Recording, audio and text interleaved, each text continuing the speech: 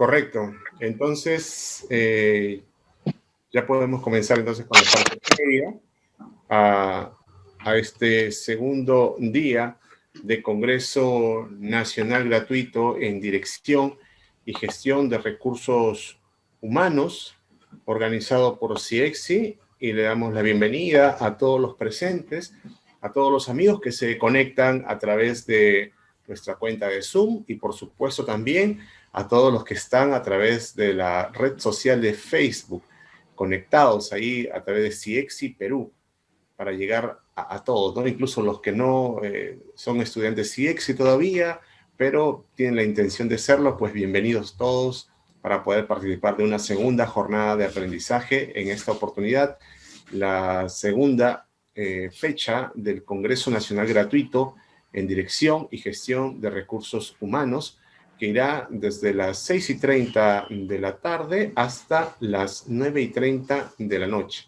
Una jornada ardua la que tendremos hoy, con dos ponencias muy interesantes que en un momento vamos a dar lectura.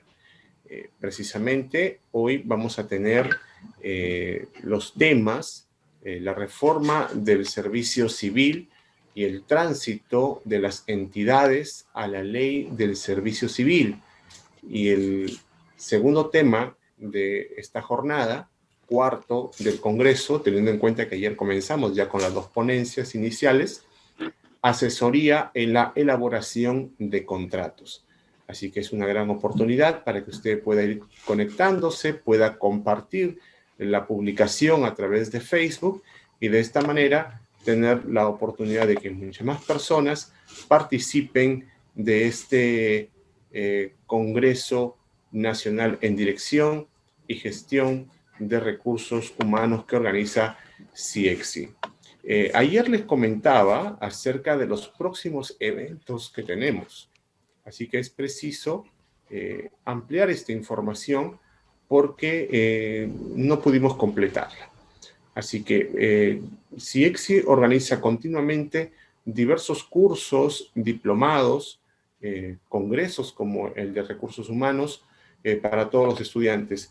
Y tenemos que anunciarles que se estará dictando próximamente el diplomado gratuito en especialización del idioma inglés 2021.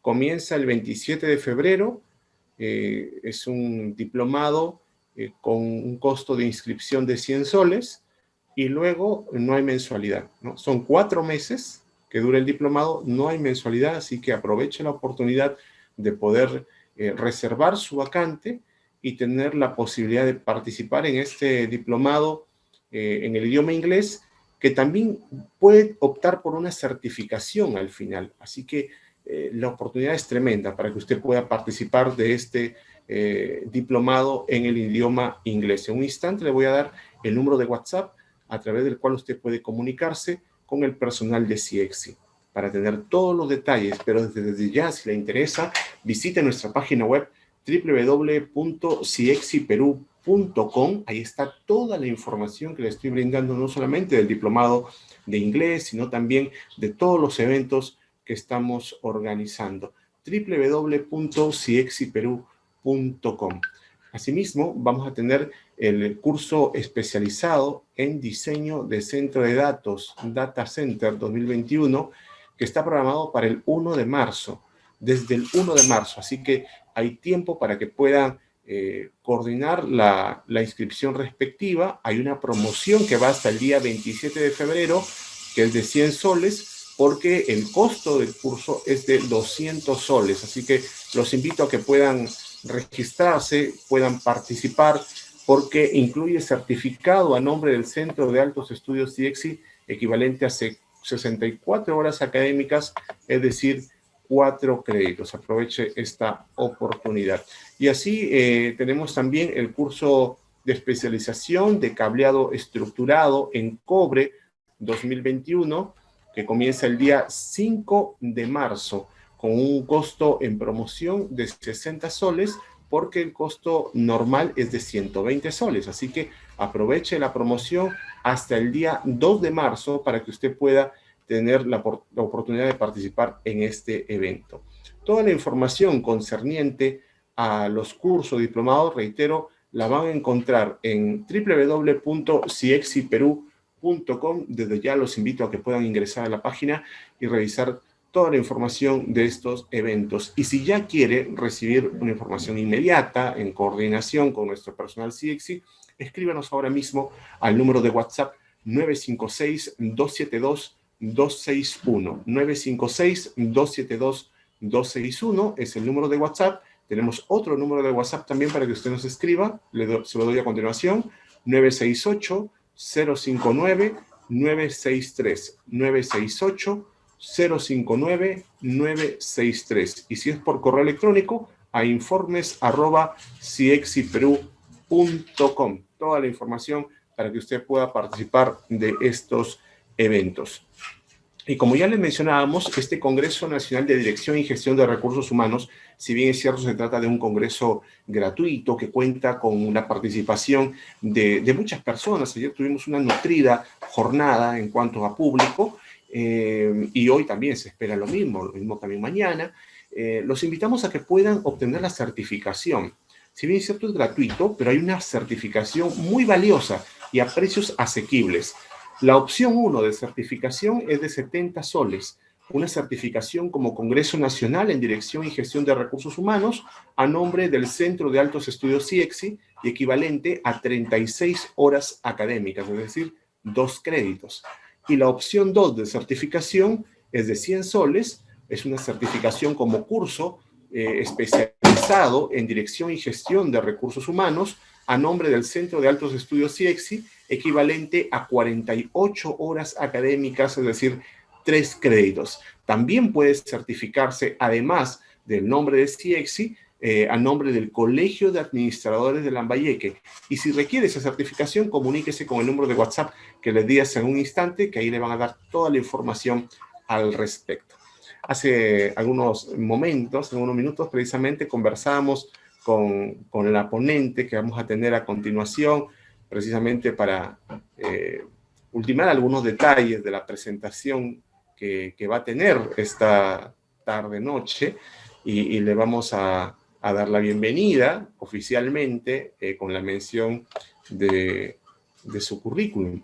Nos estamos refiriendo a la magíster ingeniera Jessica García Herrera, quien va a tener a cargo el tema la reforma del servicio civil y el tránsito de las entidades a la ley de servicio civil. En realidad es un tema muy importante y que tiene que ver precisamente con la dirección y gestión de los recursos humanos, que como lo comentábamos ayer ha cambiado mucho con este tiempo de pandemia. El solo hecho de que existan personas realizando trabajo desde casa ya conlleva a un cambio en todo el tema de recursos humanos, ¿no? En la administración, en la dirección de lo mismo. Y es por ello que vamos a darle la bienvenida a nuestra ponente. Ella es ingeniero industrial con maestría en administración de empresas, con más de 20 años de experiencia en el sector público y privado en las áreas de gestión, planeamiento y monitoreo. Además, tiene diplomados en gestión pública, políticas públicas, sistema de gestión. También es coach certificada con un máster de alta especialización en coaching y liderazgo en la USIL y un entrenamiento internacional en coaching sistémico por la UPC. Nos estamos refiriendo, reitero, a la magíster ingeniera Jessica García Herrera, quien queda con ustedes para la ponencia de este segundo día de Congreso Nacional Gratuito en Dirección y Gestión de Recursos Humanos. Bienvenida. Muchas gracias, Hugo. Buenas noches con todas y todos. Gracias por la invitación y por la confianza, por esta oportunidad de hablar sobre un tema tan importante y tan relevante en la gestión pública como es la reforma del servicio civil. Yo quisiera agradecerles y felicitarlos también por estar hoy día recibiendo estos aprendizajes, estos conocimientos. A mí me gusta mucho el conocer gente que se preocupa por actualizarse, por capacitarse. Yo creo que es una competencia que tenemos que desarrollar hoy en día todas las personas, a cualquier edad. ¿no? A cualquier edad no hay límite, no hay edad apropiada para eso. Leí hace poco un artículo que hablaba sobre esta competencia, ¿no? El Learn Ability, y que justamente hoy en día se hace más relevante, que es la capacidad de nunca dejar de actualizarse, adquirir conocimientos. Entonces yo los felicito por estar, espero que se vayan contentos con esta ponencia. En realidad es mucha información que tiene que ver con la reforma, con el servicio civil. Voy a tratar de darles lo más importante, pero hay mucha información respecto a este tema tan importante. Entonces voy a pasar a presentar.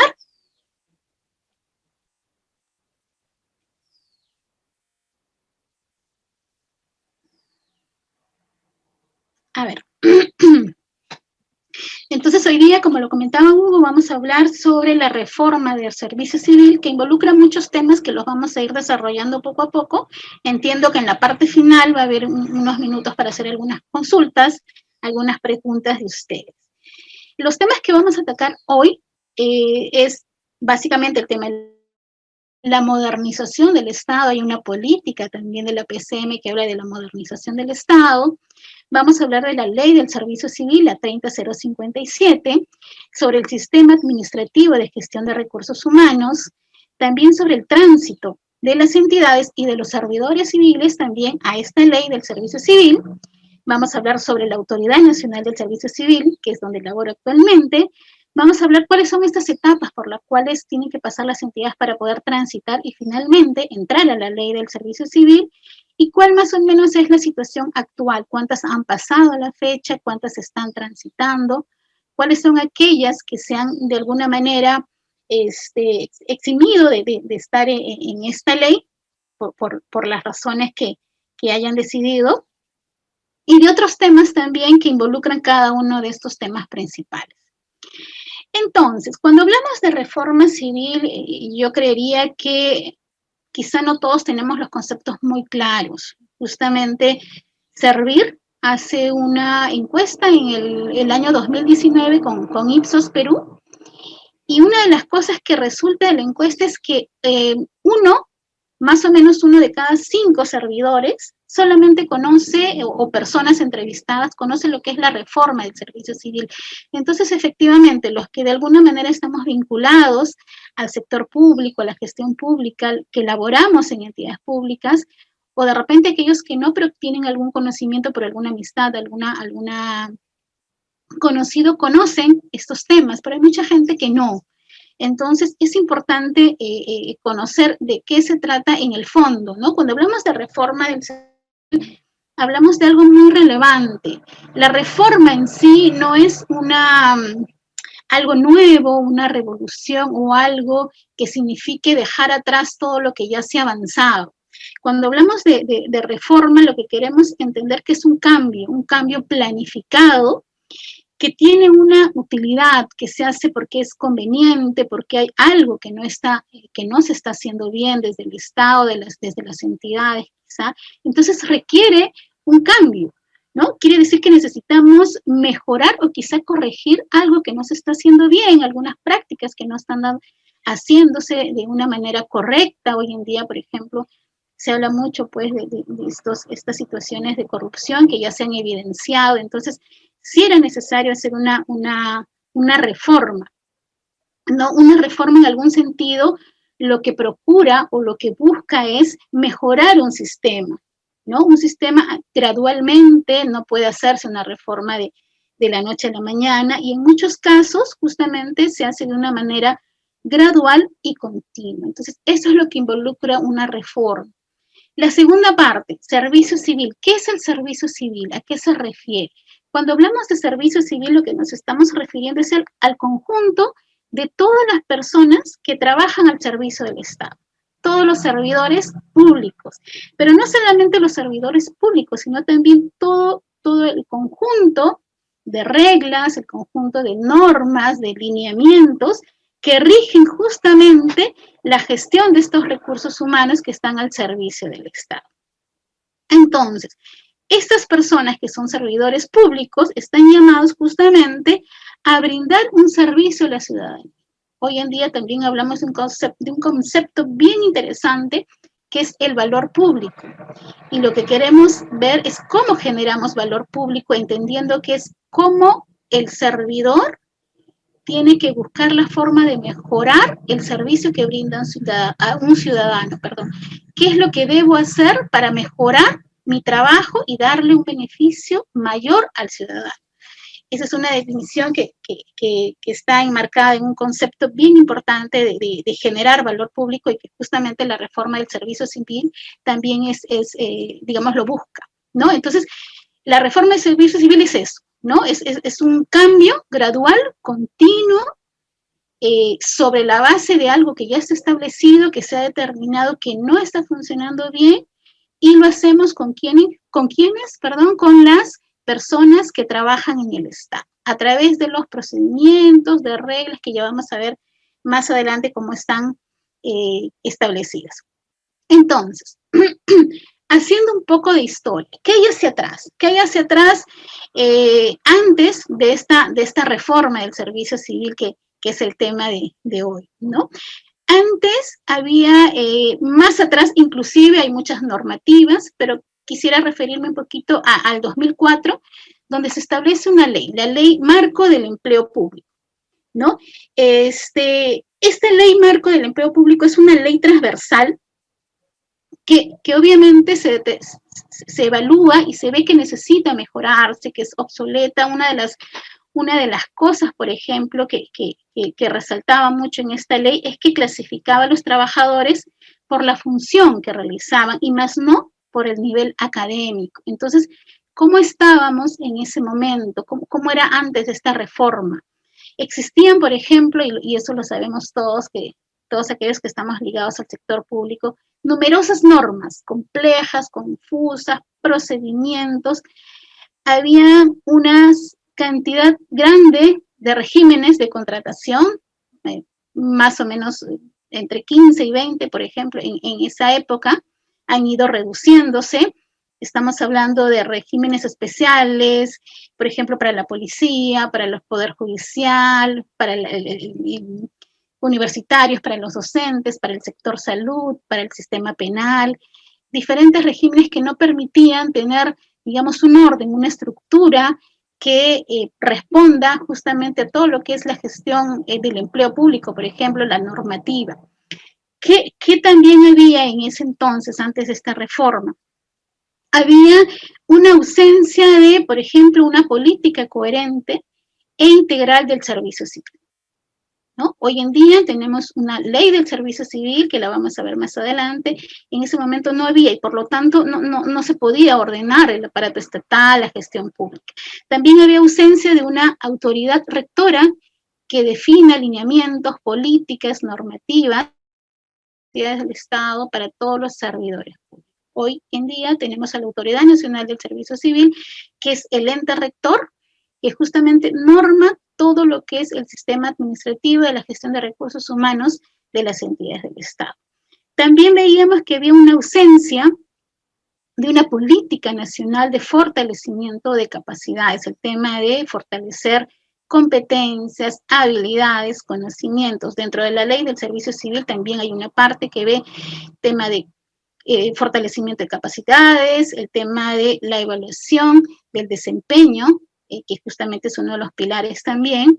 No había tampoco un sistema de gestión de recursos humanos. Justamente Servir también es el ente rector en el sistema administrativo de gestión de recursos humanos para todos los servidores civiles. Y también había una ausencia, un vacío muy grande de profesionales idóneos, competentes para ocupar cargos en el sistema, en la gestión pública, ¿no? Específicamente en aquellos puestos de liderazgo o de toma de decisiones, que es tan importante en las entidades, porque son quienes conducen a la entidad, quienes hacen que se logren los objetivos. Hoy en día, Servir maneja una gerencia que gestiona un cuerpo de gerentes públicos, que son profesionales que se han seleccionado a través de procesos meritocráticos, transparentes, exigentes, y que luego los ponemos al servicio de las entidades, pero les voy a comentar más adelante un poco más de este tema. Entonces, estábamos en una situación como lo hemos visto hace unos minutos, difícil, compleja, donde habían vacíos que no permitían justamente que todo el tema de la gestión pública se enmarque en una estructura con un orden establecido. Luego de ello, en el 2017, comienza ya a escucharse el tema de la reforma civil, se plantean, salen decretos supremos, salen leyes, salen normativas que van aterrizando ya este tema. A ver. Entonces, ¿qué es lo que se busca con la reforma? ¿Qué es lo que nosotros, de alguna manera, se quiere conseguir? ¿Cuál es la finalidad? ¿No?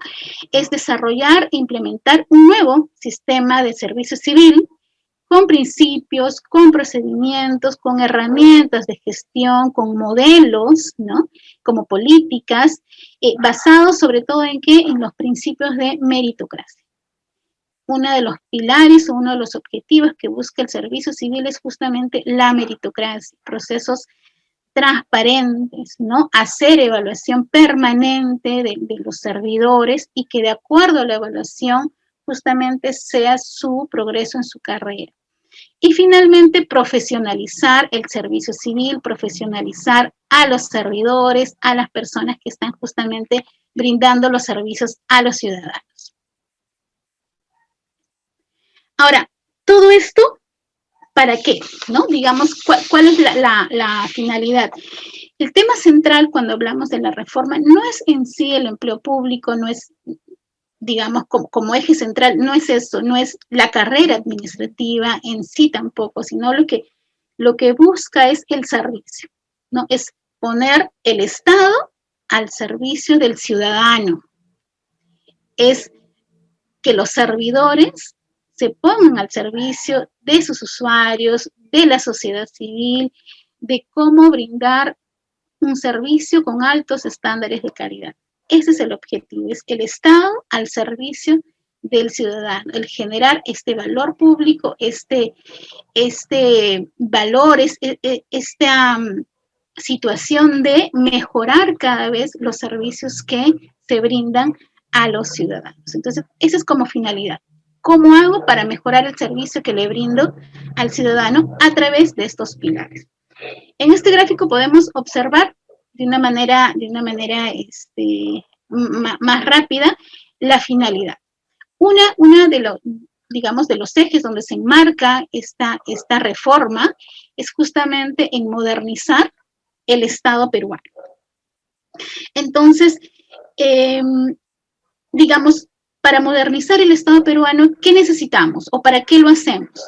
Lo que queremos hacer es que se brinden servicios de una manera eficaz, de una manera eficiente, que sean servicios de calidad y que finalmente se brinde justamente el plus a los ciudadanos, que el servidor público tenga este interés hacia cómo mejorar el servicio al ciudadano. Y esto va a tener como base justamente a los servidores civiles. Por eso es que uno de los pilares o una de las preocupaciones más importantes es justamente cómo profesionalizamos a las personas que están en las entidades públicas, que son los servidores civiles. Voy a mover un segundo. Ok. Entonces, ¿cuál fue la estrategia de la reforma del servicio civil? Más o menos, ¿cuál fue el marco, cuál fue la hoja de ruta que siguió para implementar esta reforma del servicio civil? Sacaron decretos legislativos, el 1023 que regula, que crea en realidad la Autoridad Nacional de Servicio Civil, crea el Sistema de Administración de Gestión de Recursos Humanos. También sale un decreto supremo, el 1024, donde crean el cuerpo de gerentes públicos, que más adelante lo vamos a ver con más detalle. Sale un decreto supremo, el 1025, para todo lo que es el tema de capacitación y evaluación de desempeño de los servidores públicos. Sale el decreto legislativo 1026, que es un régimen facultativo para justamente los gobiernos regionales y los gobiernos locales, para que ellos vean y promuevan también que ellos ingresen a esta reforma del servicio civil. Paralelamente, en el Congreso se forma una comisión de modernización. Hoy en día quien está a cargo de la política, de todo el tema de la modernización es la Secretaría de Gestión Pública. La PCM justamente forma esta secretaría. Se da la ley del servicio civil, la 30057, se implementan estas leyes ya aprobadas, sus reglamentos, todo lo que es la política, la normativa, se pone en marcha justamente la Autoridad Nacional del Servicio Civil y finalmente se establece el ingreso a la reforma a través de un proceso que es gradual y que es de alguna manera continuo, ¿no? Se hablaba de un plazo inicialmente, se hablaban de 6, 7, 8 años, este proceso se ha extendido, se ha alargado, porque en la práctica resultó, digamos, más complicado para algunas entidades, dado su tamaño, por ejemplo, algunos ministerios que son muy grandes, como la educación, como salud, donde difícilmente les ha costado mucho el tema de transitar a la nueva ley del servicio civil, ¿no? Entonces, es un proceso a largo plazo, continuo, habilitante también, gradual, y también es mandatorio. En todas las entidades, ahorita lo están haciendo de alguna manera según ciertos criterios, ¿no? Que son evaluados por Servir, son evaluados por la PCM, pero el objetivo es que todas las entidades del Estado en algún momento ingresen a la ley del servicio civil. Entonces, la modernización del Estado se basa en ¿qué? En las instituciones públicas de los 3 niveles de gobierno. Gobierno nacional, gobierno regional y los gobiernos locales, que vienen a ser las municipalidades, y que poco a poco están avanzando en este tema de la modernización. ¿Qué es lo que se logra con esto? Que seamos más productivas, más eficientes, más eficaces, que brindemos finalmente mejores servicios al ciudadano. Por ende, va a haber un mayor crecimiento económico como país, como gobierno, y finalmente como objetivo central es que logramos el bienestar de la sociedad, el bienestar de los ciudadanos, el bienestar de todos, porque finalmente todos formamos el Estado. Entonces, el Estado moderno tiene 5 características, digamos, según la Política Nacional de Modernización, nos habla de cinco características, ¿no? Dice, es abierto, que tiene que ver con un Estado transparente, un Estado accesible a los ciudadanos, que rinde cuentas, que fomenta la participación ciudadana, la integridad pública, y sobre todo que rinde cuentas de su desempeño. Hay muchas entidades que ya están trabajando este tema de gobiernos abiertos, que tienen portales donde publican información de las entidades para que los ciudadanos puedan acceder y puedan informarse de qué es lo que hacen. Entonces, uno de los pilares justamente es la transparencia y la rendición de cuentas, y hablamos de un gobierno, de un Estado moderno con este atributo. El otro, eficiente, tiene que ver con que el Estado genere mayor valor público, lo que les comentaba hace un momento, que genere justamente el valor agregado al servicio que brinda al ciudadano, a través justamente del uso racional de los recursos que se le asignan, ¿no? Con los que cuenta. ¿Qué busca? Busca proveer a los ciudadanos lo que necesiten al menor costo posible, optimizar esto. Antes había mucho el tema de que no se ejecutaba el gasto. Hoy en día, en las entidades, nosotros que también es una de las cosas que también revisamos cuando monitoreamos algunas entidades, tienen buena ejecución del gasto, están por encima del 90%. Hace muchos años, sobre todo en algunas entidades, en algunos gobiernos, había muy poca ejecución, inclusive al final del periodo se tenía que devolver dinero, lo cual es terrible porque hay tantas cosas por hacer, tanto por ejecutar, y que se devuelve ese dinero es de verdad, refleja una gestión ineficiente. También hablamos de un Estado moderno inclusivo. Y aquí nos estamos refiriendo que el Estado busca asegurar en todas sus acciones que todos los ciudadanos tengan igualdad de oportunidades en el acceso a sus servicios, ¿no?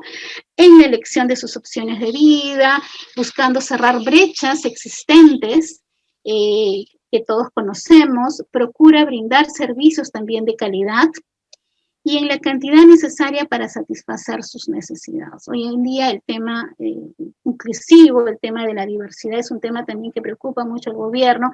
Hay políticas también que ya se han dado, normativas y leyes que se están trabajando muchísimo.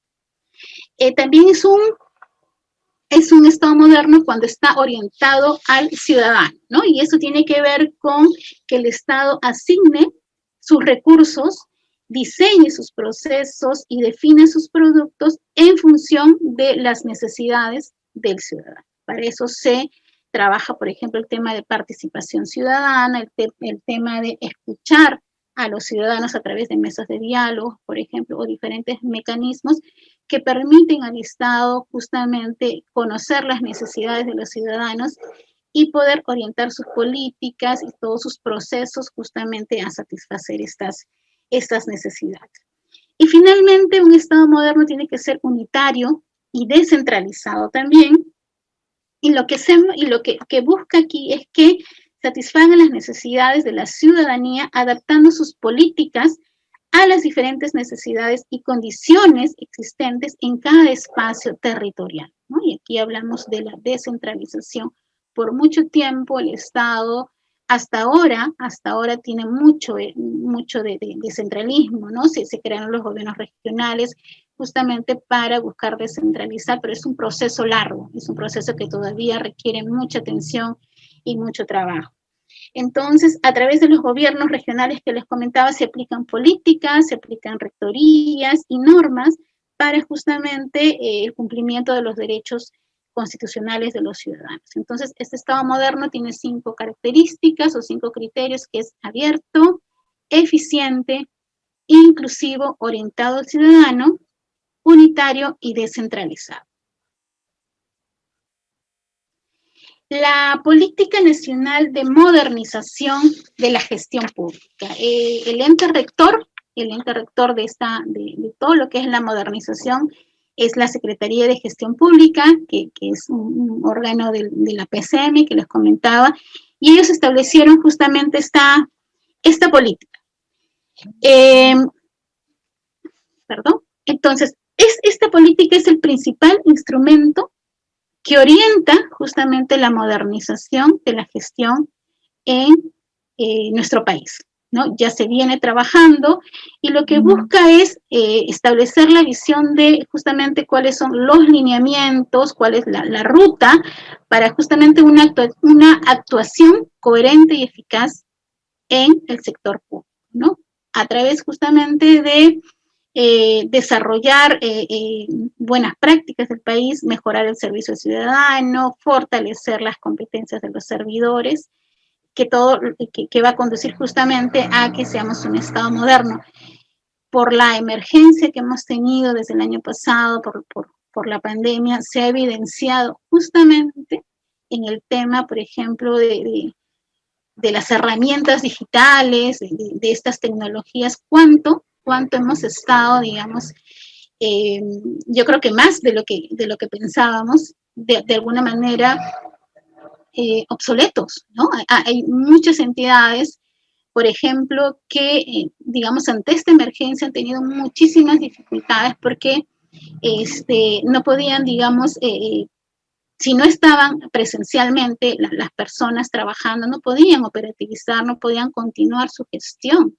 Algunas otras entidades que ya habían creado, por ejemplo, sus sistemas de gestión documental, sus mesas de partes virtuales o algún mecanismo que les permitía poder operar desde el trabajo remoto, lo han podido hacer, algunas en el camino han implementado, pero sí han habido muchísimas entidades que han tenido muchas dificultades y que de alguna manera ha obligado a que el trabajo se haga presencial al 100%, porque de otra manera no podían, digamos, continuar, ¿no?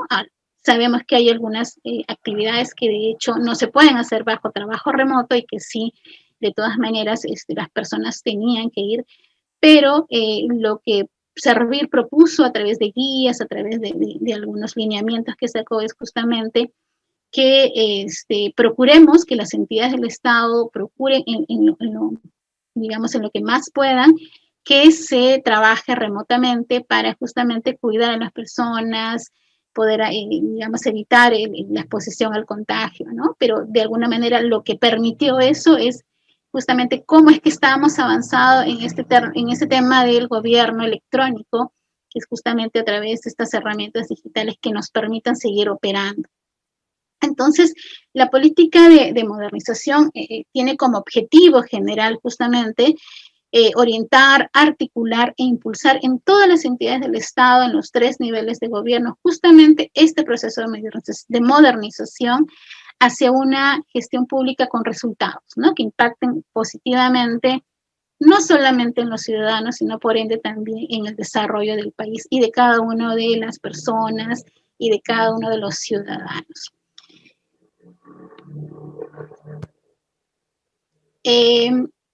En esta imagen se ven justamente todo lo que enmarca esta política nacional. Se basa en 5 pilares centrales, 3 ejes transversales y la gestión de cambio que se da a lo largo de todo el proceso de modernización de la gestión pública.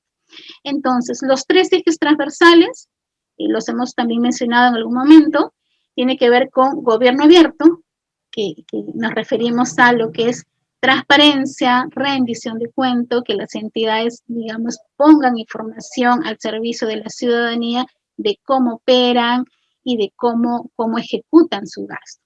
El otro eje transversal es el gobierno electrónico, que tiene que ver justamente con la implementación de todas estas herramientas digitales, procesos, tecnología, que permitan que el Estado sea más ágil, simplificar procesos, reducir procesos, finalmente operativizar los procesos de una manera más eficiente, más rápida y con mejores resultados. Y el último eje transversal es la articulación interinstitucional, que es muy importante y que justamente va a permitir que se logre con éxito la implementación de esta política, ¿no? Esta articulación que tiene que ver entre regiones, entre sectores, entre entidades, que nos va a permitir justamente poder compartir experiencias, poder hacer sinergia entre estas entidades y cumplir con éxito justamente el objetivo de estas políticas. Cuando hablamos de los pilares centrales, hablamos de estos 5. Tenemos el primer pilar, que es establecer políticas, establecer planes estratégicos, operativos, ahí hablamos del POI, hablamos del PEI, y todo lo que es no solamente la formulación de estas políticas públicas, sino el seguimiento, el monitoreo, la evaluación de las políticas públicas para medir cómo se está yendo, para poder corregir y poder finalmente tener éxito en esta implementación. El segundo pilar es el presupuesto por resultados, que es una herramienta que utiliza también el sector público y que orienta, digamos, de alguna manera, se orienta a medir los resultados, a monitorear justamente todo lo que es la ejecución para poder tomar acciones, para poder tomar medidas en el momento que se necesite. El tercer pilar tiene que ver con la gestión por procesos, que es un procedimiento que se está implementando ya en varias entidades, es muy bueno. Lo que ayuda es justamente optimizar cada proceso o en general los procesos que se hacen en el área. Tiene un procedimiento, tiene una metodología que ya muchos de ustedes seguramente lo han escuchado, lo han estudiado también.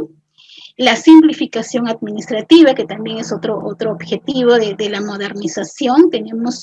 Hemos hablado a lo largo de los años de la burocracia que existe en muchas entidades, ¿no? Y que hace justamente que los procesos sean largos, sean lentos, y que la atención, y todos hemos padecido en algún momento de estar tratando de conseguir, digamos, alguna información, algún trámite, y sí, pues, es lento, es largo, algunos más que otros seguramente. Entonces, una de las cosas que busca también la modernización es justamente simplificar también procesos, simplificar los pasos, los tiempos. El cuarto pilar es el servicio civil meritocrático, que justamente el ente rector es la Autoridad Nacional del Servicio Civil. Hay una ley del servicio civil que es la 30057, que de alguna manera norma y establece toda la política para implementar el servicio civil. Y el quinto pilar tiene que ver con un sistema de información, con el seguimiento que se debe hacer, con el monitoreo, la evaluación y la gestión del conocimiento, que son conceptos nuevos que se están incorporando en estos últimos años en las entidades. Ya hay entidades que trabajan gestión del conocimiento. Por ejemplo, me gusta mucho porque de alguna manera lo que nos invita es a aprovechar el conocimiento de las personas, de las entidades, poder analizarlo, poder sistematizarlo y poder compartirlo. Yo recuerdo en algunas experiencias pasadas, por ejemplo, había mucha información muy buena que se tenía, sin embargo, al no tenerla de una manera identificada en primer lugar, ordenada, estructurada de alguna manera, no permitía, por ejemplo, hacer una sistematización que nos ayude a tomar decisiones, que nos ayude a conocer tendencias, que nos ayude a ver qué es lo que está sucediendo. Entonces, eso hoy en día tiene que mejorarse, tiene que trabajarse, hay herramientas que ya están dadas, hay procesos que ya están establecidos. Entonces, es una de las cosas que esta política de modernización impulsa mucho. Ok, entonces vamos entrando ya a lo que es la organización del servicio civil. Voy a ver cómo estamos con la hora. La organización del servicio civil. Y aquí tenemos 5 frentes, ¿no? La organización de esta reforma, de este servicio civil, se enmarca primero en el sistema administrativo de la gestión de recursos humanos, que Servir es el ente rector, pero tiene una gerencia que ve todo lo que es el sistema administrativo de la gestión de recursos humanos, y que tiene que ver con todas las entidades, todas las oficinas de recursos humanos de todas las entidades del gobierno. Está Servir como autoridad, como ente rector, que trabaja el tema de la ley del servicio civil. Están las oficinas de recursos humanos de todas las entidades del Estado. Está el Tribunal del Servicio Civil, que una de sus funciones principales es resolver controversias justamente de los servidores, los ciudadanos. Y está el MEF, ¿no? A través de su Dirección General de Fiscalización de Recursos Humanos. Entonces, estos 5 entes, estos 5 áreas o organismos forman justamente el servicio civil, cada una con sus funciones propias, con sus directivas y con sus lineamientos. ¿Y cuáles son las características del servicio civil? Y dentro de las tantas que tiene, les he puesto aquí en esta presentación las principales. Como les comentaba al inicio, es un tema bien denso, bien amplio, bien relevante, que hay mucha información. Yo los invito a que entren a revisar la web de Servir para que vean las directivas, para que vean todo lo que se ha avanzado hasta la fecha desde que sale la ley del servicio civil, ¿no? Entonces, una de las características es los pilares. Tenemos 3 pilares, tenemos tres áreas, ¿no? Uno tiene que ver con el mérito, y cuando hablamos de mérito nos referimos a los concursos, a estos procesos de selección que van a hacer las entidades una vez que ya han ingresado a la ley del servicio civil. Hay un proceso previo que es el tránsito, que lo vamos a ver más adelante, pero una vez que la entidad ha transitado a través de 4 etapas y tiene ya la aprobación del MEF, tiene la aprobación de Servir, va a poder ya iniciar sus concursos de selección para incorporar digamos, a los trabajadores bajo este nuevo régimen, bajo el nuevo régimen de la ley del servicio civil. Y estos concursos, una de las características justamente es el mérito, la meritocracia, ¿no? Entonces van a tener concursos para poder acceder a estos cargos que salgan a concurso, pero va a ser justamente en base a meritocracia. Concursos de selección transparentes, exigentes y sobre todo con la base de la meritocracia. la otra área es la igualdad de oportunidades.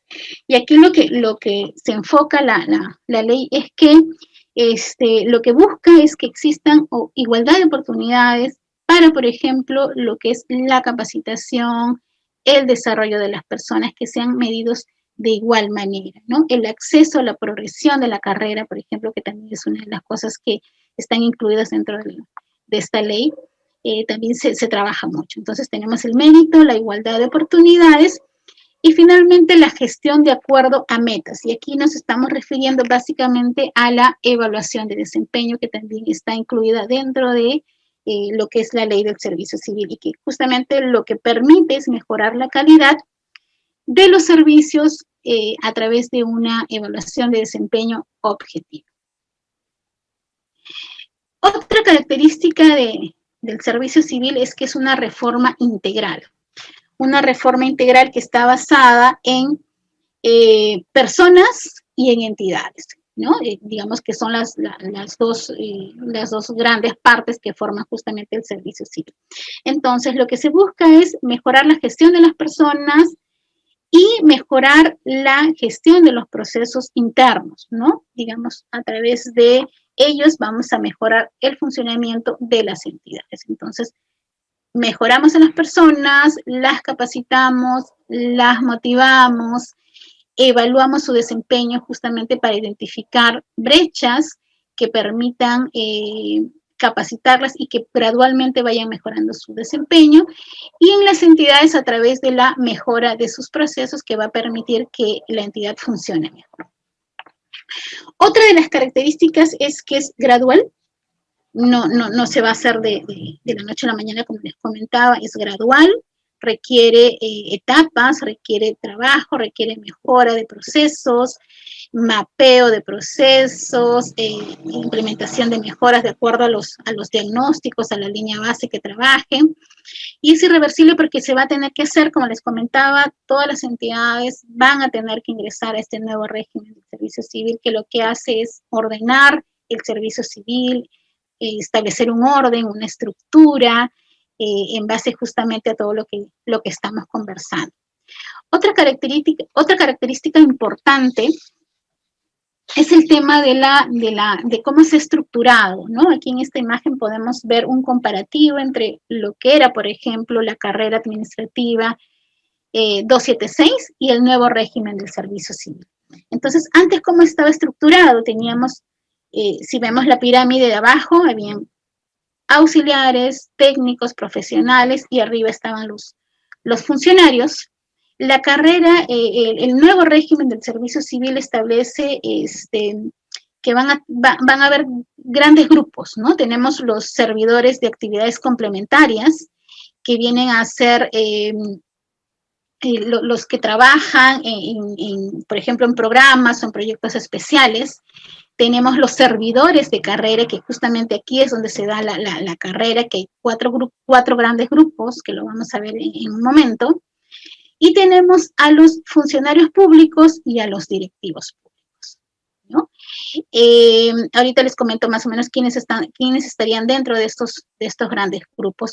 Y los servidores de confianza, que están, digamos, básicamente en la parte superior de la imagen, que también tiene su normativa. En la ley también se habla de este segmento de servidores de confianza, ¿no? Entonces, termino esto y luego regreso a comentarles un poquito más de este grupo de servidores de carrera. Otra característica del servicio civil es el punto de la capacitación. Y aquí nos referimos a que el tema de la profesionalización de los servidores civiles es una de las prioridades que se enmarca en esta ley, ¿no? Hablamos de que las entidades tendrán que evidenciar en qué, cómo y cuánto gastan, por ejemplo, en capacitación, cuáles son las brechas, qué es a través del programa de desarrollo de personas, que lo manejan las áreas de recursos humanos, y la pertinencia, ¿no? Que esta capacitación se imparta según las exigencias del puesto, al mérito del servidor, y que esté alineada al cumplimiento de los logros institucionales y también como resultado de las evaluaciones de desempeño. Uno de los objetivos que tiene la evaluación de desempeño, y hay unas entidades que inclusive hacen gestión del rendimiento, es justamente poder identificar la capacitación que necesita el servidor justamente para que mejore y en el siguiente periodo anual, en el siguiente ciclo de evaluación de desempeño, mejore su desempeño. Otra de las características del servicio civil es la evaluación de desempeño, ¿no? Es uno de los pilares también, y la evaluación de desempeño tiene como objetivo justamente identificar cómo está el servidor, ¿no? Porque se le evalúa en cuanto a metas, en cuanto a indicadores de desempeño que se trabajan, evaluado y evaluador, pero lo que busca es justamente estimular el buen desempeño, el buen rendimiento y sobre todo el compromiso del servidor con el servicio ciudadano, con su entidad, con su equipo. Se ha dado anteriormente una confusión o de repente una mala información en algunos momentos cuando se pensaba que la evaluación de desempeño de alguna manera quería evidenciar de repente el trabajo que se hacía de una persona para poder despedirla, para poder sacarla. Entonces, yo creo que esa información dañó mucho, ¿no? Porque se han trabajado muchos proyectos de evaluación de personas, y el objetivo de la evaluación de desempeño es muy positivo, es de mucho beneficio, no solamente para el servidor, para el trabajador, sino también para la entidad y finalmente para el ciudadano también, porque lo que va a permitir es dónde estoy ahora, cómo me desempeño, justamente para qué, para trabajar sobre aquello que me está faltando, sobre aquello que yo necesito mejorar, esa oportunidad de mejora solamente la voy a poder evidenciar cuando evalúan mi desempeño, cuando evalúan mi rendimiento, ¿no? Entonces, una vez que yo he evaluado, lo que voy a hacer es trabajar sobre esa brecha, sobre lo que me falta para poder justamente cumplir objetivos o cumplir las metas que me he puesto, ¿no? Entonces, evidencia también, y eso es algo muy importante, que es justamente las necesidades de capacitación para que en el siguiente periodo anual la ORH pueda incluir dentro de su PDP justamente las capacitaciones que necesitan los servidores. Creo que están levantando la mano.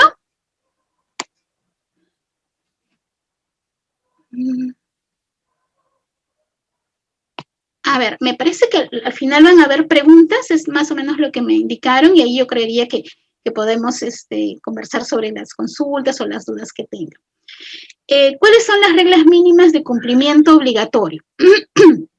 Tienen que ver con las relacionadas a las funciones del puesto, las metas de la entidad, muchas de los indicadores de desempeño, de las metas, tienen que ver con los objetivos estratégicos de la entidad, tienen que ver con el POI, tienen que ver de repente con el core del negocio de la entidad, o con algunas dificultades o problemáticas o objetivos que también tengan como área, como gerencia o como entidad. El servidor tiene que conocer por anticipado cómo es el proceso, cómo se le va a evaluar, bajo qué parámetros, bajo qué metodología, cuáles son los actores, cuáles son los roles y las pautas, justamente para que se comprometa con la evaluación de desempeño, para que participe de una manera activa, de una manera comprometida, motivado, y sepa que finalmente esta evaluación de desempeño va a ser en beneficio de ellos, en beneficio del servidor y en beneficio de la entidad también.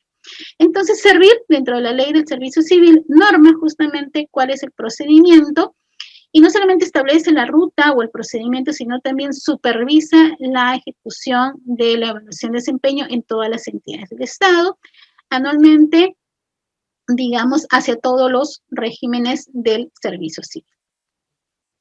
¿Cuáles son los beneficios del servicio civil? Ya un poquito llegando a qué nos trae como beneficios, como cosas buenas, ¿no? En principio, y esto es solamente una parte porque son muchísimos beneficios, es el incremento, por ejemplo, de ingresos para los servidores, ¿no? Por ejemplo, una persona que está en el régimen 276, en el régimen 728, bueno, no tanto porque, digamos, es un régimen que favorece más, que es el régimen de la actividad privada. Por ejemplo, en el caso de los CAS, ¿no? El decreto legislativo 1057, que de alguna manera no tienen algunos beneficios, al pasar esta ley, por ejemplo, una de las cosas que se mejora es que van a recibir ya los aguinaldos, ¿no? Que son las remuneraciones adicionales en julio y en diciembre, y que lo que hacen es que justamente van a tener 14 digamos, remuneraciones anuales, pasan de 12 a 14 remuneraciones anuales dentro de esta ley. Se hace un incremento también de sus ingresos futuros, se les brinda también la compensación por tiempo de servicios, que en el caso del CAS no tiene, en el caso del 276 sí, y la totalidad del sueldo es pensionable. Todo lo que es, digamos, lo que se va generando va entrando a lo que es el fondo de pensiones. Hay una carrera también que es de progresión, de movilidad, cuando ya el servidor ha ingresado a esta ley del servicio civil, está bajo este régimen, tiene la capacidad de postular dentro de la misma entidad o a otras entidades que también estén en este régimen y hacer carrera, ¿no? Postular a puestos similares, paralelos o a puestos superiores, obviamente cuando la entidad implemente estos procesos de selección, estos concursos. ¿Qué otro beneficio también tiene? Hay mayor capacitación, mayor entrenamientos, fortalecimientos de competencias, hay mayor equidad en el tema remunerativo, claridad en el régimen sancionador, también la ley del servicio civil habla sobre los procesos sancionadores, y finalmente se revaloriza o se legitima cuál es el valor del servidor civil, ¿no? A través de justamente todo lo que hemos venido comentando hace un momento. Ahora vamos a hablar sobre el sistema administrativo de la gestión de recursos humanos, que justamente el ente rector es Servir, hay una gerencia que ve, que está a cargo del sistema administrativo, comprende este sistema, digamos, todo lo que es los lineamientos, las políticas, los principios y las normas que justamente van a ser aplicables de manera transversal a todas las entidades del sector público en la gestión de recursos humanos. Entonces, a través de este sistema administrativo de la gestión de recursos humanos se establecen las políticas para todas las entidades, ¿no? Este sistema no solamente dicta los principios o los lineamientos, sino también supervisa que se hagan bien, orienta, brinda asistencia técnica justamente a las oficinas de recursos humanos en todo lo que es materia de el manejo de los recursos humanos. Está a cargo de la Autoridad Nacional del Servicio Civil, tiene que ver con todas las oficinas de recursos humanos de cada entidad estatal, y además hay un tribunal del servicio civil que, si bien es cierto, está dentro del organigrama de Servir, que lo vamos a ver más adelante, pero es un órgano autónomo que decide y resuelve controversias que justamente le hacen los servidores civiles cuando de repente son sujetos a algunas sanciones y luego, digamos, ellos pueden apelar al Tribunal del Servicio Civil y ellos investigan, y analizan y resuelven. En este gráfico vemos más o menos cómo está agrupada o cómo está de alguna manera, cómo se encuentra el sistema administrativo de gestión de recursos humanos. Está conformada por 7 subsistemas que digamos están identificados ahí, señalados a través de un círculo, por decirlo así, y tenemos 23 procesos. Entonces, ¿cuáles son estos 7 subsistemas? Tenemos la planificación de la política de recursos humanos, que tiene 2 procesos, que es la planificación propiamente dicha de los recursos humanos, y otra que tiene que ver con la estrategia, políticas y todos los procedimientos o lineamientos que rijan la política de recursos humanos. Ese es el primer subsistema. Tenemos la organización del trabajo y su distribución, que tiene 2 procesos a cargo, el diseño de los puestos y la administración de los puestos. Y ahí tenemos, por ejemplo, los perfiles, los manuales de puesto tipo, los manuales de de perfiles que se trabaja en este campo. El otro subsistema es la gestión del empleo. Y aquí tenemos los siguientes procesos: la selección, la vinculación, el tema de la inducción que se hace también a los nuevos servidores, el tema del periodo de prueba, que con la nueva ley se habla de 3 a 6 meses. Tenemos la administración de personas, que tiene 5 procesos específicos, que es el tema de legajos, el tema del control de asistencia, los desplazamientos o las rotaciones, los procedimientos disciplinarios, y el tema de la conclusión o la desvinculación de los servidores en sus entidades. El otro subsistema es la gestión de la compensación, que tiene 2 procesos, que es la administración de la compensación propiamente dicho y la administración de las pensiones. El otro subsistema es la gestión del rendimiento, que es lo que estábamos conversando hace un momento, que justamente lo que norma o establece es el procedimiento de cómo se va a evaluar el desempeño del servidor. Tenemos la gestión del desarrollo y la capacitación, que tiene 2 procesos, que es justamente la capacitación, el proceso de establecer el PDP para todos los servidores, y la progresión de la carrera, que es un tema que se trabaja también, es algo nuevo. Y finalmente, el último subsistema es la gestión de relaciones humanas y sociales, que tiene 5 procesos.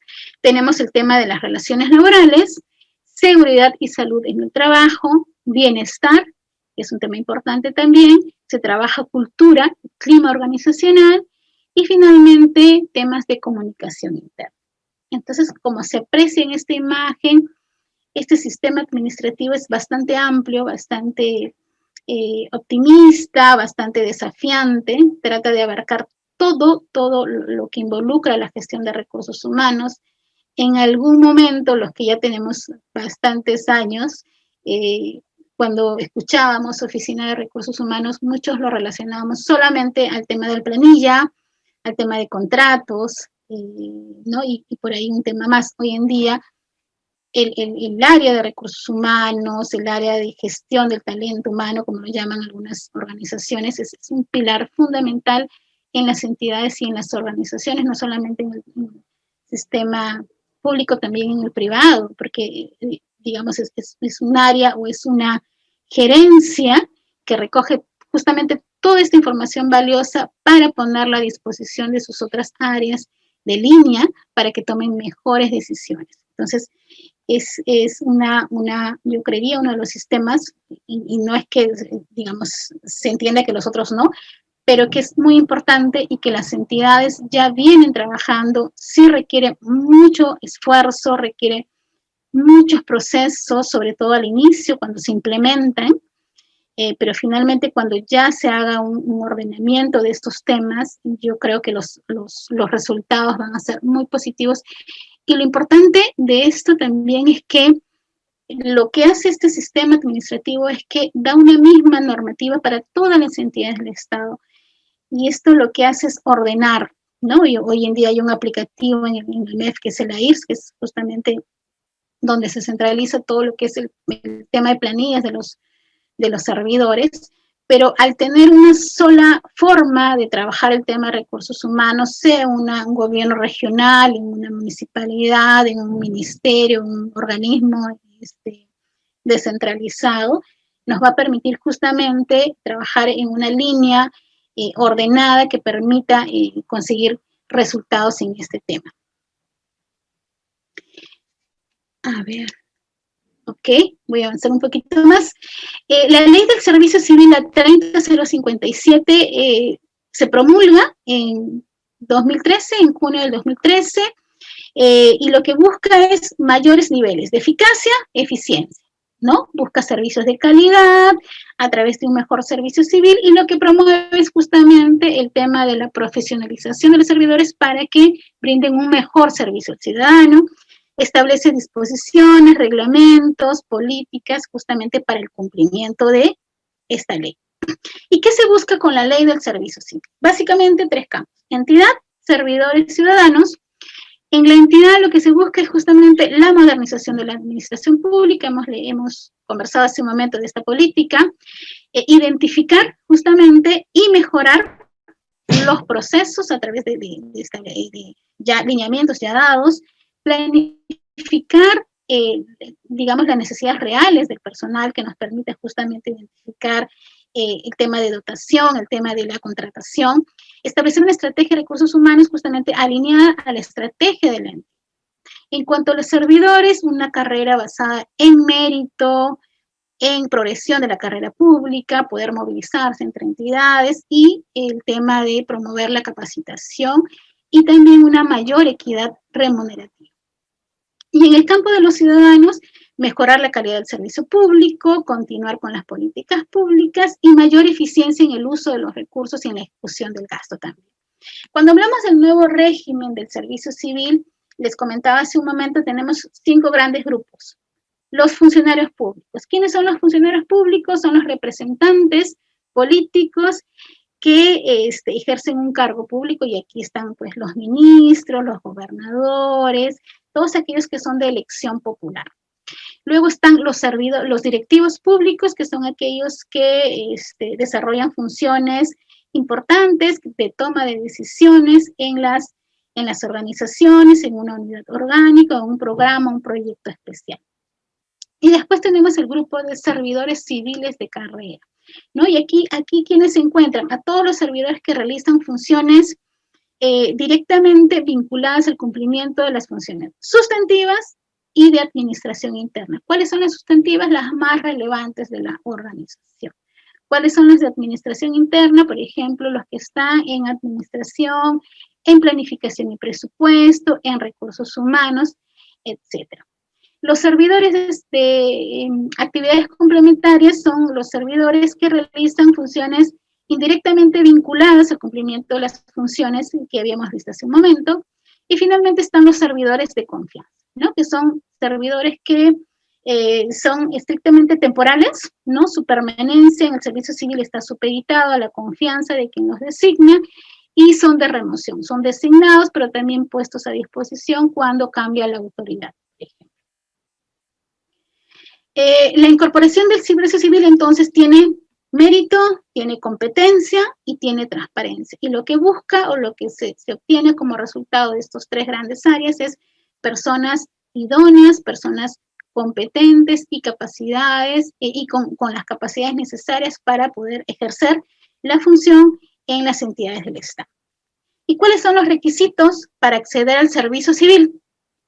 Están ya en las literaturas, en las páginas web de Servir, en la PCM, por ejemplo, estar en ejercicio pleno de los derechos civiles, la mayoría de edad como para ejercer muchos cargos, cumplir los requisitos exigidos para el puesto, que es algo que se busca mucho en este nuevo régimen, que se cumpla con el perfil del puesto, ¿no? Eso es algo primordial. Y bueno, los que corresponden, ¿no? Tener condenas por delitos dolosos, no estar inhabilitados, etcétera. ¿Y cómo se incorpora el servidor civil? ¿Cómo es que una persona que trabaja en una entidad del Estado puede ingresar a este nuevo régimen, a esta nueva ley del servicio civil? En principio, la selección se lleva a cabo a través de un concurso público, es el concurso público de méritos, que consta de 4 etapas, que las entidades que ya ingresaron al régimen lo desarrollan. Hay una etapa preparatoria, la convocatoria en sí y el reclutamiento de las personas, la evaluación y finalmente la selección o la elección de la persona que va a ocupar el cargo o la plaza. Entonces, para la evaluación se considera básicamente el perfil de puesto, que tiene que ver con evaluación curricular, la evaluación de conocimientos y habilidades, y la entrevista final. Hay entidades que, digamos, utilizan más criterios, evaluación psicológica, no sé, evaluación de casos, pueden incorporar más, pero las 3 esenciales o las obligatorias son estas, ¿no? La evaluación curricular, de conocimientos y la entrevista final. Hay 2 tipos de concursos, transversales y abiertos. En el caso de los transversales es cuando se accede a un puesto de carrera distinto en la propia entidad o en una entidad diferente. y al que solo podrían postular los servidores civiles de carrera, que están justamente en esta entidad donde la entidad ya transitó y ya ingresó al nuevo régimen. Y los concursos abiertos, que es cuando puede postular, digamos, cualquier persona que tenga interés, es un proceso abierto. La progresión de la carrera que también contempla esta nueva ley es que un servidor civil puede ocupar puestos vacantes, digamos que se concursen a través justamente de estos procesos, que puede ser de igual o mayor jerarquía en cualquier entidad del Estado, no solamente en la entidad donde está laborando, y de este modo justamente se le da la opción de moverse lateralmente a otras instituciones o verticalmente en su propia institución. Entonces lo que evidencia es una progresión en su carrera profesional. La autoridad del servicio civil, que es Servir, es justamente el ente rector, es una entidad pública que está adscrita a la PCM y que justamente tiene como finalidad primordial la gestión de las personas al servicio del Estado, tiene como finalidad implementar la reforma del servicio civil, la ley del servicio civil, nace en el año 2008 justamente con el objetivo de modernizar la función pública. Cuando hablamos de la reforma civil, hay tres, digamos, objetivos principales, que es el tema de modernizar las instituciones a través de esta ley, profesionalizar a los servidores civiles y fortalecer a las oficinas de recursos humanos de todas las entidades del Estado. Pasamos de una mirada de administración de planillas a una mirada de gestión de personas.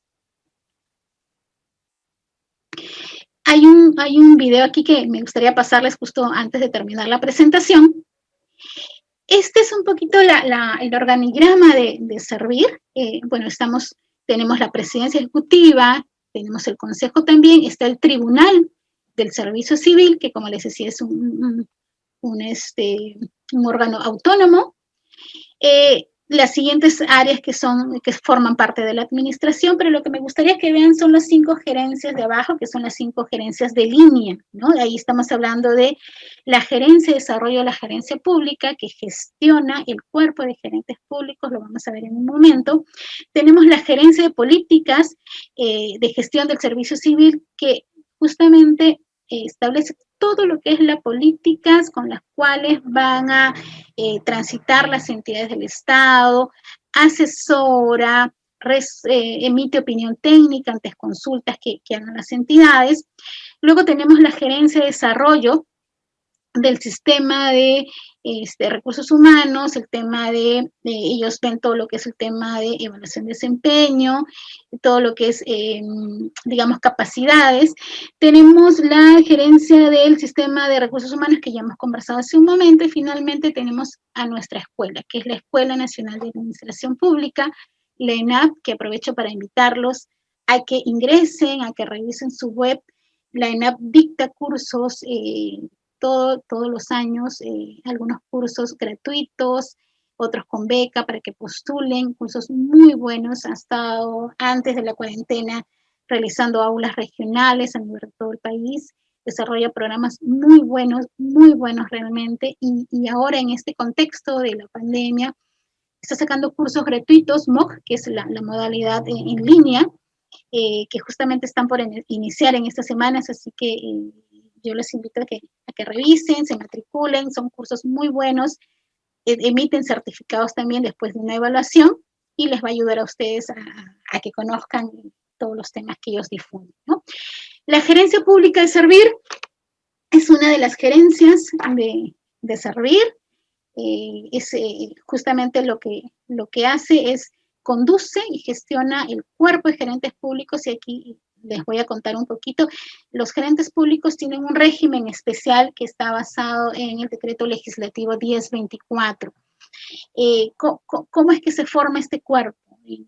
Servir desde el año 2009 promueve, digamos, establece concursos para reclutar a estos gerentes públicos, que son profesionales competentes, que pasan por estos procesos muy exigentes, muy competitivos, en base al mérito, y sobre todo transparentes, y logra reclutar y seleccionar a estos profesionales. Actualmente el cuerpo de gerentes públicos está más o menos en una cantidad de 520 gerentes públicos que forman parte de este cuerpo y que se han ido reclutando a través de 17 procesos, me parece, hasta la fecha, 17 procesos de selección, y que justamente lo que buscamos es tener estos profesionales para luego asignarlos a las entidades del Estado. ¿Cómo funciona esto? Es como que nosotros ya los seleccionamos, los profesionalizamos, los capacitamos, y luego cuando una entidad pide servir o a esta gerencia y le dice, quiero que me asignes a un gerente público para ocupar el cargo de director de un hospital, por ejemplo. Entonces, lo que hace servir es justamente del staff del cuerpo de gerentes públicos, le presenta una terna a esta entidad, una terna de 3 gerentes con el perfil, con la experiencia para ocupar este cargo. La entidad evalúa la terna, selecciona un gerente público y nosotros asignamos al gerente público cómo servir como gerencia a este hospital, a este cargo, como gerente público, y con un convenio de asignación particular, se firma un convenio marco con la entidad, pero lo que es digamos, importante resaltar es que este profesional que ya fue evaluado por servir a través de este concurso va a llegar a aportar con su gestión, con su experiencia, con su profesionalismo, siendo, digamos, un referente, porque los gerentes públicos, como les comento, son evaluados en muchas competencias. Entonces llega a sumar muchísimo la gestión. Tienen un régimen especial, pero una vez que son asignados o incorporados a una nueva entidad, se adhieren a la normativa de la entidad en tanto no se oponga a su régimen. Ellos tienen una escala remunerativa, digamos, diferente, tienen un régimen especial, se les evalúa el desempeño desde servir, se les evalúa sus metas, como le digo, generalmente estamos profesionalizando, digamos, gestionando todo lo que pueda, digamos, hacer que ellos cada vez crezcan profesionalmente. Hay congresos de gerentes públicos, macroregionales, programas de alta capacitación para ellos. Entonces, es un grupo de profesionales que hoy en día suman mucho a la gestión en las entidades donde están asignados.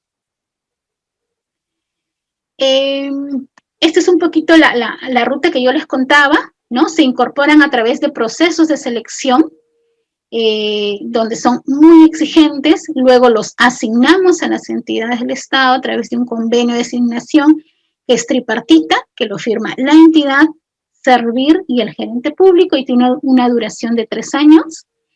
Hay un seguimiento y un monitoreo, hay un equipo de profesionales que hacen seguimiento y acompañan la gestión de los gerentes públicos, porque muchas veces en la realidad lo que ha pasado es que a veces son asignados a estas entidades y como tienen un régimen especial, como tienen una remuneración diferente y como llegan de servir, digamos, no son del todo bien recibidos. Entonces hay que hacer un acompañamiento muy seguido, muy personal en la entidad, con su autoridad, con su jefe inmediato, justamente para poder ayudarlo a que tenga una gestión exitosa, ¿no? Se monitorea también su desempeño, sus metas y en el periodo siguiente justamente para que vaya mejorando. Hay actividades de acompañamiento como por ejemplo concurso de buenas prácticas de gestión de gerentes públicos que se realiza todos los años y que lo que busca es evidenciar el buen trabajo que hacen los gerentes públicos, evidenciar lo que implementan, poder compartir estas buenas prácticas, que estas sean replicadas en otras entidades del Estado y sobre todo reconocer el buen trabajo que hacen ellos. Son concursos que se han venido haciendo todos los años, ya por el tema de la pandemia. El año pasado tuvimos el primer concurso de gerentes públicos de buenas prácticas virtual, pero es una actividad que busca reconocer y sobre todo motivarlos y comprometerlos para que sigan implementando buenas prácticas en sus entidades. Finalmente, también se evalúa el desempeño, se trabajan indicadores retadores, exigentes, con los gerentes, con los jefes inmediatos, que coadyuven a que cada vez la gestión vaya mejorando. Y finalmente tienen pues una medida, una calificación del desempeño o del rendimiento que ellos vayan teniendo en sus entidades. Les muestro rapidito esta encuesta que les comenté al inicio, que se hizo en el 2019, la realizó Ipsos Perú, y lo que buscaba es más o menos ver cómo está la gente informada, los ciudadanos, de lo que es la reforma civil, y sobre todo, cuál es el nivel de aprobación sobre esta reforma, ¿no? Ahí pueden ver los datos, tenemos más o menos que el 80% de las personas que fueron entrevistadas aprueban la reforma civil, lo cual es algo muy importante para nosotros, el saber que se aprueba. Subió unos cuantos puntos, 11 puntos desde la última que se hizo en el 2017-18. Se vio también que, digamos, la reforma del servicio civil logrará mejores resultados, logrará mejores servicios a la ciudadanía. También el 80% más o menos opinó que sí, que va a ser positivo. La reforma del servicio civil debería o debiera implementarse en todas las entidades del Estado. El 68% opinó que sí, que se debería implementar en todas las entidades. Hay un 28% que opinó que no y un 4% que no precisa. ¿Cómo es el tránsito a las entidades? ¿Cómo se realiza este pase al nuevo régimen de la ley del servicio civil? Son 4 etapas bien marcadas. Servir brinda asistencias técnicas también a las entidades que deciden y que, digamos, se aprueba su pase. Y tenemos una primera etapa que es la preparación, que tiene que ver con formar un comité, una comisión de tránsito, tiene que ver con cómo se le capacita, se le entrena a este comité, y la sensibilización a todos los trabajadores de la entidad para que entiendan lo positivo que va a ser para todos que esta entidad ingrese al nuevo régimen de servicio. Hay a veces por desconocimiento o porque que no se tiene, digamos, todas las bondades, los beneficios que muchas veces se ha evidenciado, se ha visto en algunas entidades, que hay un rechazo hacia este tránsito, ¿no? Tenemos una segunda etapa que ya es el análisis situacional, que tiene que ver con hacer un diagnóstico, una línea base, tiene que ver con identificar procesos, mapeo de puestos, mapeo de procesos, identificar espacios de mejora, porque cuando hacemos un análisis situacional de cómo estamos, justamente lo que permite es establecer procesos de mejora y justamente estos espacios, ¿no? Tenemos una tercera etapa que ya es, habiendo trabajado el análisis situacional, implementar ya la mejora. Entonces, aplicamos las mejoras, obviamente priorizadas de acuerdo a los objetivos de la entidad, a los procesos que hacemos ajustes al mapeo de los procesos, hacemos el cálculo de dotación, que tiene que ver con justamente identificar los puestos, los cargos, las cantidades y todo el tema de las posiciones. Se elabora en esta etapa también el manual de perfiles de puestos y se elabora el cuadro de puestos de la entidad, que es el CPE, que va a reemplazar a lo que es el CAP, ¿no? Que es el cuadro de asignación de las personas, y el presupuesto analítico del personal que sepa. Y finalmente, una vez que ya hemos trabajado la tercera etapa, tenemos ya la cuarta, que es ya la implementación del nuevo régimen del servicio civil, donde ya tenemos que organizar, por ejemplo, los concursos para que no solamente los trabajadores de la entidad, sino en general todas las personas que deseen y tengan interés en participar, postulen a estos concursos, a estas posiciones que ya están presupuestadas. Es un proceso largo, ha demorado en algunas entidades más que otras, 1 año, 2 años. Hoy tenemos 10 entidades que ya están en la nueva ley del servicio civil, las vamos a ver más adelante. Entonces, de la etapa 1 a la etapa 3 es el tránsito de las entidades propiamente dichas, y la etapa 4 tiene que ver ya con el tránsito de los servidores a este régimen. Una vez que ha culminado la etapa 2, la entidad ya puede pedir una resolución, la pide a Servir, una resolución de inicio de implementación. Servir supervisa, evalúa, y si considera que efectivamente ya se ha trabajado bien estas 2 primeras etapas, emite una resolución de inicio de la implementación de la ley del servicio civil. Entonces, el tránsito de los servidores civiles, ¿cuándo inicia? Con la aprobación del CPE, los cuadros de puestos de la entidad que habíamos visto, ya se puede dar inicio al tránsito de los 4 grupos de servidores civiles que habíamos visto. Estos concursos, ¿a quiénes incluyen? A todos los servidores de los regímenes 276, 728, los 1057, que son los CAS, quienes podrán concursar siempre y cuando, ¿no? Y aquí hay una característica importante, que es siempre y cuando tengan contacto con la entidad pública a la fecha de la convocatoria, o hayan tenido un contrato vigente al 4 de julio del 2013 o en una fecha posterior. Entonces, toda esta información está contenida en la misma ley del servicio civil que está en la web de Servir, a disposición de todos. Pueden también también pueden participar de estos concursos los gerentes públicos que les comenté hace un momento, los que están en el régimen PAC o en el FAC también, que es el Fondo de Aseguramiento Gerencial. Las entidades podrán organizar su proceso de tránsito convocando justamente sus procesos de selección por grupos de servidores, quizá por familia de puestos, por de repente algunos órganos o algunas unidades orgánicas, o por una combinación de los mismos. Es decisión de la entidad cómo empezar o cómo iniciar los procesos de selección para incorporar a sus servidores en este nuevo régimen de servicio civil. ¿Cuáles son las entidades públicas que ya están en la ley del servicio civil? Actualmente son 10. La primera, que fue en el 2018, que fue la Oficina Nacional Previsional, la ONP, fue la primera que ingresó a la ley del servicio civil. La segunda fue la Autoridad Nacional del Servicio Civil, que ya inclusive ya ha implementado muchos procesos de selección. Actualmente viene inclusive implementando también procesos bajo este nuevo régimen. Tenemos la OEFA, ¿no? Tenemos el Ministerio del Ambiente, Ministerio de Energía y Minas, tenemos el Ministerio de Agricultura también, y los últimos que se han incorporado entre el 2019 aproximadamente es OSINFOR, que es el organismo de supervisión de los recursos forestales y de fauna silvestre, está de vida también, está el Servicio Forestal y de Fauna Silvestre, que es SERFOR, y está SENAM. Estas son las 10 entidades que ya están en la ley del servicio civil. Muchas de ellas ya han iniciado sus concursos para que los trabajadores puedan ingresar a este nuevo régimen de servicio civil, y los últimos, me imagino, están ya trabajando en justamente implementar o iniciar sus procesos para seleccionar.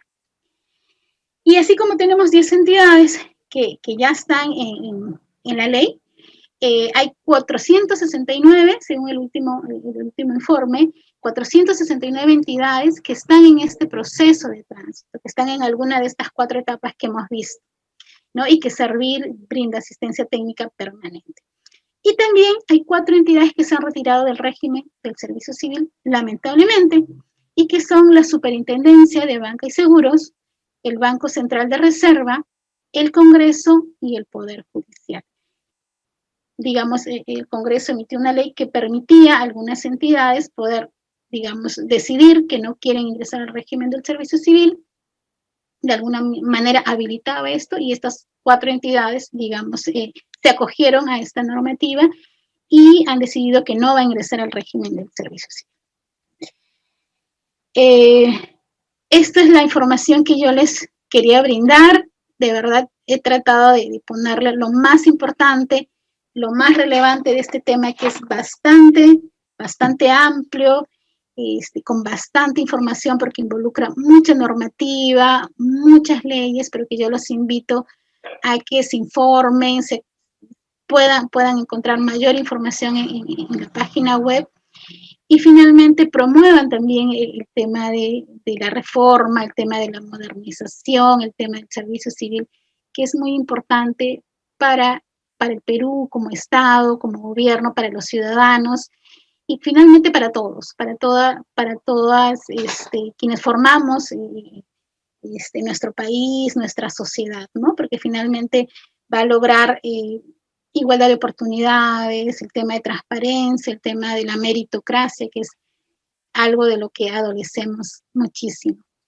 Les doy las gracias por permitirme compartir con ustedes esta información, estos conocimientos,